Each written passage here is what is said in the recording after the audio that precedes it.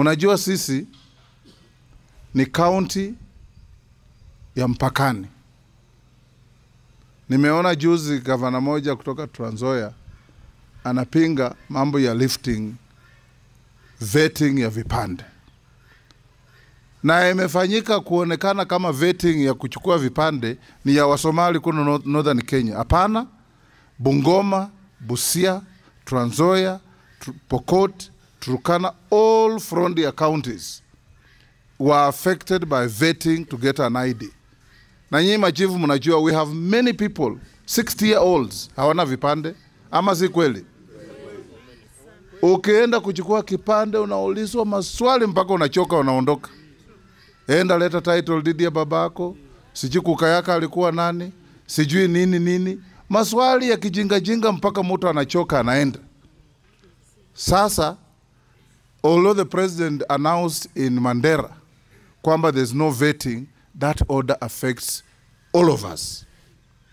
Hata hapa Bungoma, Busia, Trans Nzoia mpaka Turkana, no vetting for people to get IDs. Sasa wewe ni kwenda kujiandikisha na kupata kipande. Kwa nini sisi kama viongozi tunazungumzia mambo ya kipande? Kipande in Kenya is life for you. Usipokuwa na kipande hata huwezi kuingia kwa supermarket, huwezi kufungua account. Ukiwa mzee huwezi kupata pesa ya wazee. You must have an ID. Huwezi kujiandikisha kupiga kura.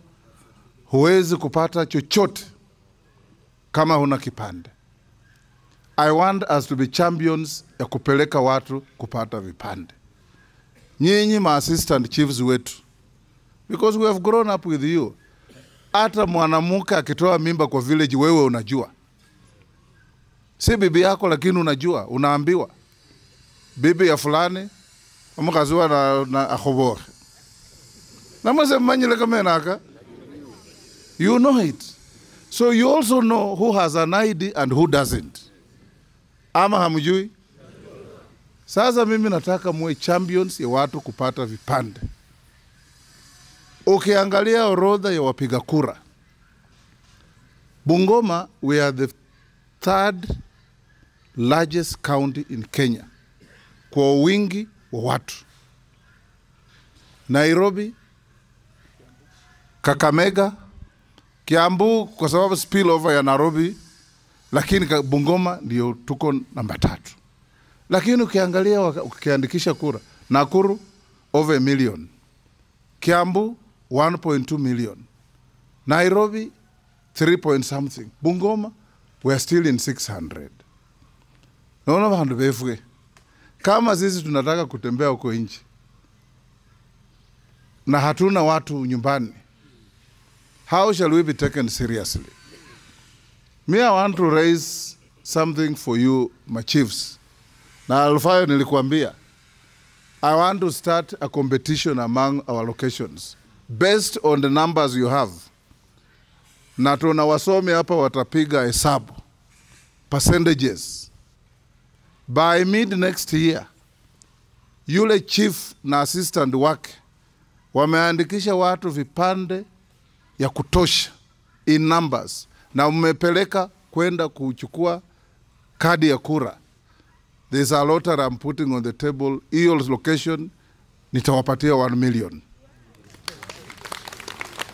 Na nitaweka iwekwe kwa speaker huyu wa assembly. Yeye ndiye atamanage na hao wa MCS. MCS muingilie hii mambo pia. Okala mambo ne njeta bandu bane baandikise baka kupasi kura. Hapana, hata wewe ukianguka mwingine atapita. Na huyo pia atakuwa ni kiongozi. Ama sivyo?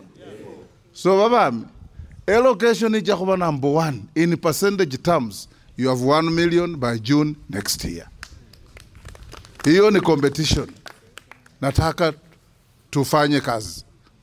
We must go to the next elections with a minimum of 1 million voters in Bungoma.